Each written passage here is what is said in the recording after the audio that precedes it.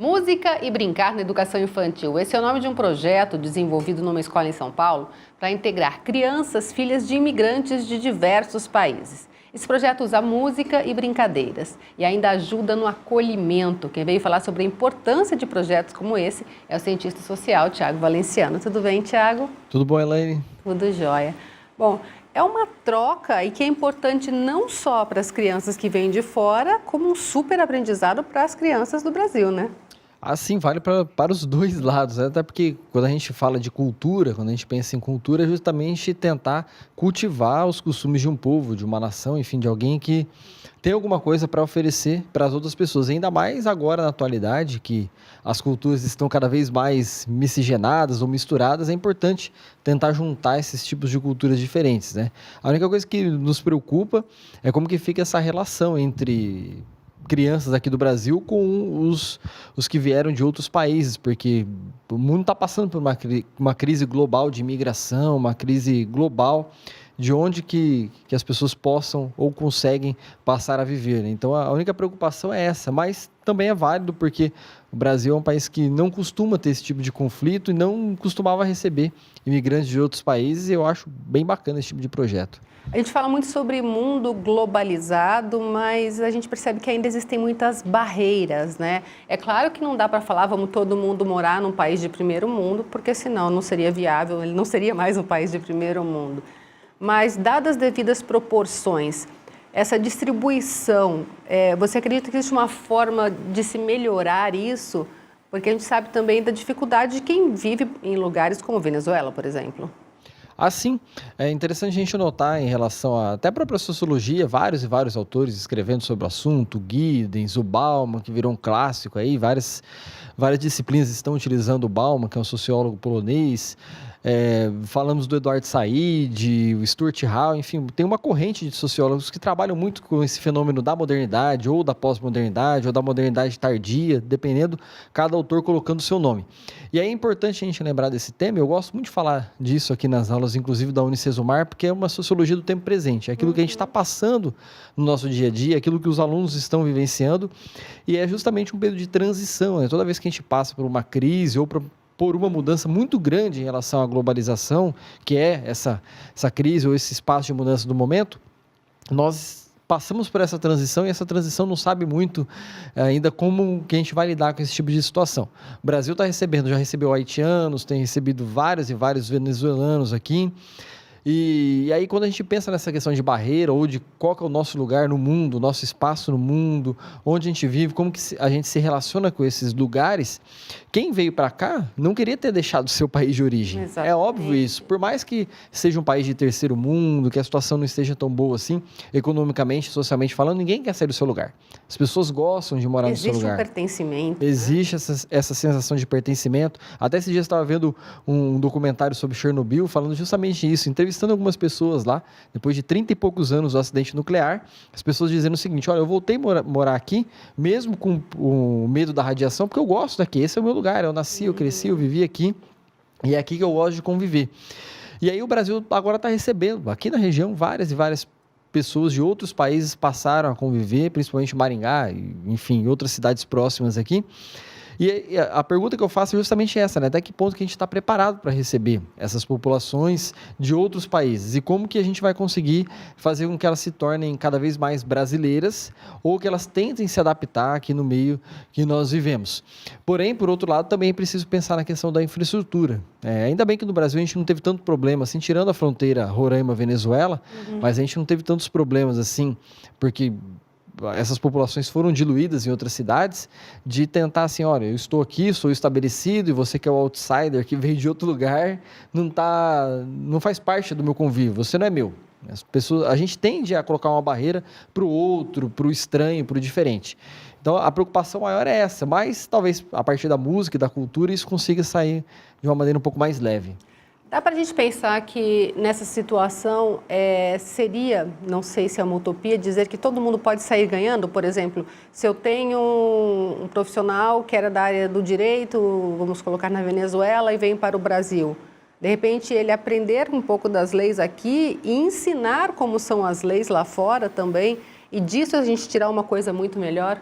Assim, Elaine, no Brasil é uma mistura cultural. O Brasil é fruto de uma mistura cultural muito grande. Portugueses, índios, espanhóis, africanos, depois os próprios brasileiros, depois na segunda onda de imigração italiano, espanhol, japonês, enfim, o Brasil é uma mistura de várias culturas. E o Brasil, muitos dizem que não dá certo porque ele não teve um projeto original, genuíno. Outros dizem, não, a riqueza do Brasil é justamente isso. Tentou-se até criar uma narrativa de que a cultura brasileira é boa por conta dessas miscigenações. Eu sempre sou favorável à mistura de culturas, porque a gente acaba aprendendo muito com o outro, desde que a gente consiga tolerar e saber quais são os limites do outro. Talvez essa seja a dificuldade na atualidade, a gente conseguir olhar, enxergar o limite do outro e dizer o seguinte, olha, até aqui eu posso ir, daqui para frente eu preciso passar a respeitá-lo, tal cultura eu posso absorver, mas tal aspecto cultural dele eu não vou conseguir absorver, porque é uma coisa limite para mim. Então, acho que a tolerância é que vai permear um pouquinho essas relações entre cultura. Agora, falando em sociedade, é importante também que as pessoas estejam abertas, né? Porque, claro, existe limite para tudo, isso é indiscutível.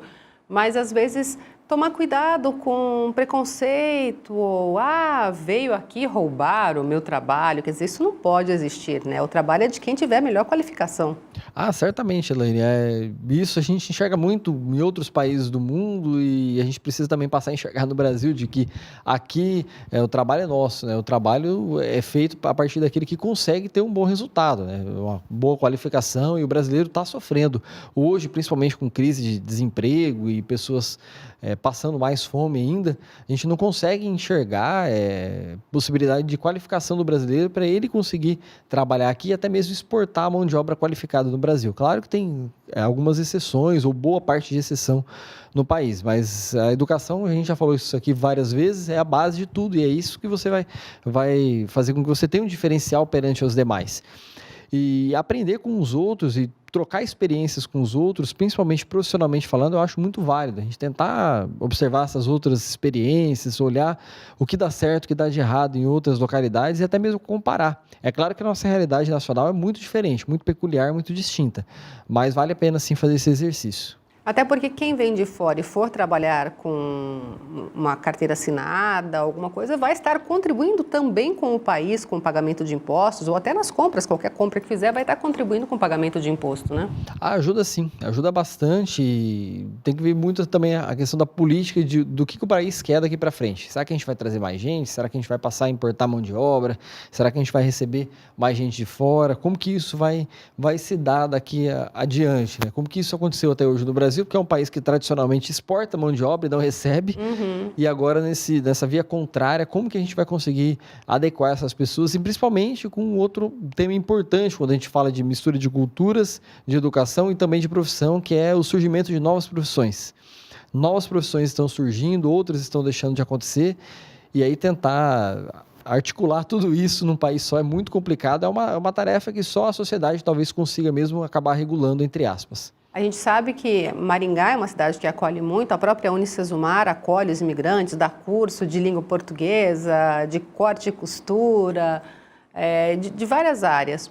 Mas você acredita que no geral, o Brasil tem essa visão, os brasileiros têm essa visão, ou ainda falta muito para se pensar em fazer um bem coletivo, assim? Acho que falta bastante ainda, viu, Elaine? Sendo meio pessimista e crítico, que não faz muito parte do meu gênero ser meio pessimista, mas nesse caso eu sou um pouco sim, porque ainda falta para o brasileiro tentar se conformar ou se reconhecer enquanto brasileiro. É muito comum a gente chegar em qualquer lugar, eu sempre comento isso, falar assim, você nasceu aqui no Brasil? Não, minha família é italiana.